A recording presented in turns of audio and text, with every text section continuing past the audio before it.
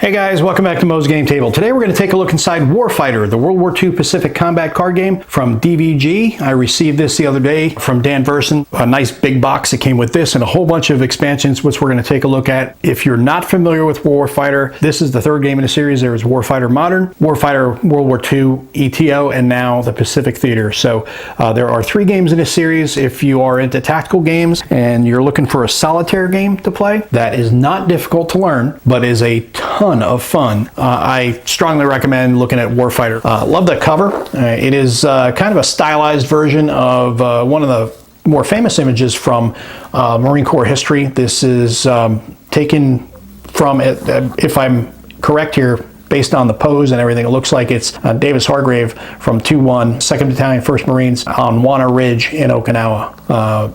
You'll recognize the image if you see it online because he has a Tommy gun in his hand. In this one, they've kind of changed it up a little bit and used a Garand, but very famous image and a striking cover.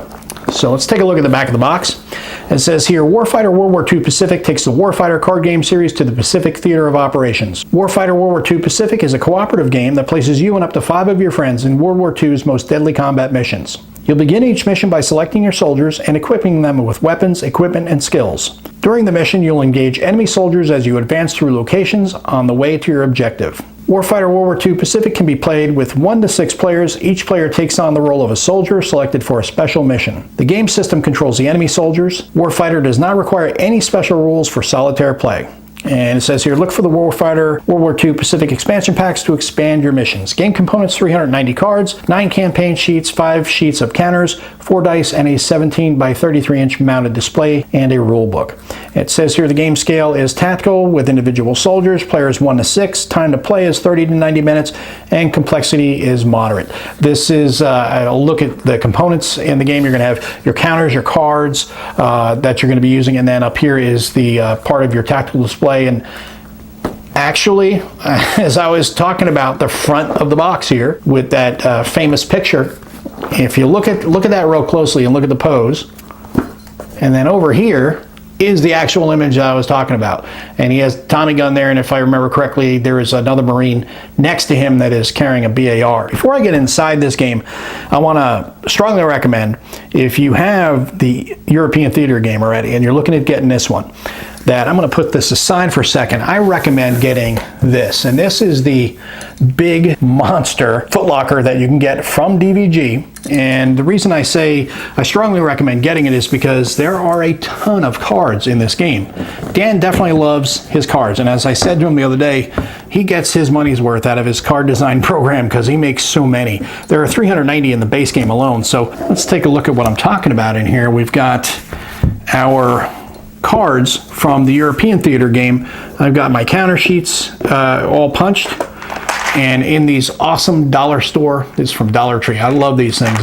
These are the Dollar Tree little hardware boxes that I use for all my counters for games like this, where I can fit them in easy because they don't take up a lot of table space when I'm using them. But you can lay out all your cards for everything that you need here, as it's broken down with these nice card dividers that DVG also puts out, and I need to get the new ones that came out with this one. I'm going to have to order those when they're available so I can break down the European Theater and then also add the Pacific Theater in here. And then you have plenty of room for your rule book, your tactical display, and as you can see the height, there's plenty of space in here, so you're going to be able to fit your tactical display, your rule books, and they're still, that's just for the ETO now. When I add the PTO in, it'll be getting closer to the top, but definitely recommend getting hold of the footlocker for the Warfighter series. And this is available from Dan Verssen's website. So if you are a fan of this series and you don't already have it, definitely take a look at that. So let's take a look inside the box now that I've given you the pitch on the big footlocker. We've got our rule book, which we'll come back to, a player aid we'll come back to, the log sheet, we've got our campaign sheets, counters, our tactical display, and our cards. Remember I said there's tons of cards in this game, and then we have our dice. There are a lot of cards. So, and then if you get the expansions, even more. So even more of a reason to have them organized. in a footlocker. Okay, this is our tactical display, and it is a mounted board, really well done, and it lays nice and flat right out of the box, which is fantastic. All along the sides, you're going to have all the information you're going to need, as well as the locations for the different card decks. You've got your mission card action deck down here in your ammo can and your ammo box. You've got a hostile deck here with a battle dressing, a location deck with your canteen holder, and for the event deck is the pack of Lucky Strike cigarettes. Here you've got your setup, your mission timer, and then your attack chart, attack sequence, and your turn sequence over on the far right. Okay, so we'll take a look at these counters. We've got 5 sheets of counters, and we've got our hostile targeting counters, hardy counters, EKIAs, inactives, wound counters, experience counters, grenade and smoke grenade counters, timer. The grenades do look a little off center, not a big deal. We've got more admin counters, ammo counters, rockets, canteens, breaching charges, satchel charges, more hardy tokens. You got your service record tokens, fuel tokens, foxhole, fuses, mortar shells, close combat, and then your bandages and action counters. And then here you've got enemy held, you've got rope charges, parachutes, squads, more parachutes, bottles, divinity, holy water, disdain, and door breached, as well as some more admin counters. Yeah, I did say holy water and divinity, as well as there's a grenade counter here. Bear with me here. There's a reason why there's divinity and holy water. One of the expansions is zombies. World War II Warfighter Undead expansion number 42. You get to play against Nazi zombies and Japanese zombies. How cool is that? I know some people may roll their eyes and say, come on, Mo, what the hell? Well, do we need zombies? Yeah, zombies are fun, so let's have some fun with them. It says this Warfighter World War II alternate history expansion adds 112 cards of Japanese skeletons, German zombies, undead soldiers, clergy, and their power cards, equipment, and blessed weapons. We'll take a look really quick at these. All right, we'll take a look at some of these cards here. We've got Chaplain Ryan, we've got Chaplain O'Callahan, Chaplain Donnell, Priest Artyom, Priest Drucker, Beseech, Smite, Missiology, Theodicy, Pneumatology, Blessings. We've got the Holy M1A1 Flamethrower, the Holy M1 SMG, Holy M1 Rifle, the Holy Hand Grenade. Yes, we've got the Holy Hand Grenade. That's all we need. We've got Nazi zombies. And we've got some Japanese undead here. Aiba, Bipu, Koda, Hanzo. He's throwing a grenade. Another guy, he's walking Eternal Post. This guy is ready to charge you. And this guy's got, looks like a flamethrower of some sort. Something like that. But pretty cool to have all these different options in here and have some fun with some zombies here with the Warfighter World War II Pacific.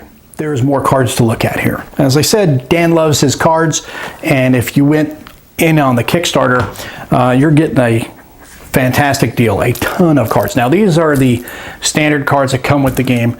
You've got, what do you got, 7 card decks, okay? And I got another 10 to also show you here with the unboxing.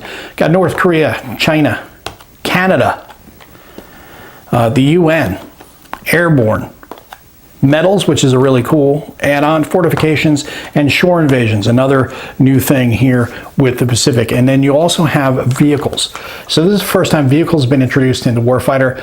This says here, this set includes both vehicle cards that you can add to your forces, as well as the dreaded anti-vehicle hostile cards the game system puts into play to stop you. They've also added unique driving event cards, and this is for the Warfighter World War II core you must have. But I'll get to this one in a second. This is a pretty neat one, I think, so we'll enjoy taking a look at that one. Now, I'm going to open up this one. This is the Shore Invasions. Shore Defense card, we've got a machine gun position. We've got an improved position, fortified garrison, heavy machine gun defense, grenadier defenders, spotting station, and see what else we've got here. Machine gun position, gun emplacement, garrison, and sniper positions. So quite a bit of defenses that you're going to have to come up on if you're the Marines making the amphibious invasion, which is what the Marines did all through the PTO. And we'll take a look here at this fortifications real quick, just to show you what you get in the expansions. We've got skill cards, fortification cards. So let's look at these frontline fortifications. We've got gated fence, machine gun posts, flamethrower pillbox, love the flamethrower, gun emplacements, and barracks. And then we've got elite. And these are machine gun posts. I think this other one is, no, that's frontline. So you got frontline and elite. So you've got differences here, different types of the same type, I should say. Different, you've got elite and regular. So we've got more machine gun posts and barbed wire, gated fence, command center, sniper positions, machine gun pillbox, observation post, sentry post, minefields, that's not good, infantry blockhouses, and again a gated fence. So that gives you an idea of what you're getting in these fortifications, and these are going to be a bear to get through. And there's other cards, as you saw here, that also come in these decks. This helps flesh out the rest of the series that you get. And now take a look at this metals thing, which I think is pretty cool. Okay, so this metals expansion, what I was saying about it that I think is pretty cool is you draw these when you play a location, and they have all different nationalities. You got Soviets, United States, UK, the Commonwealth, I should say, Poland, Japan, Germany, France, Finland, China, so on and so forth. You've got all of them. So let's pull the United States out, for example. You get your CIB, your Combat Infantry Badge, your Bronze Star, Silver Star, Distinguished Service Cross, the Medal of Honor. Ones here, I did miss one. This is the Purple Heart. Then you got Hero of the Soviet Union, Order of the Red Banner, or the Order of the Patriotic War First Class, Order of the Patriotic War Second Class for the Soviets, so on and so forth. For each nationality has their own medals. But these things are kind of cool. Like, for example, Purple Heart says, randomly select a soldier that has suffered a wound. He must inflict 2 extra EKIAs during the remainder of the turn, or 2 EKIAs during the remainder of the turn.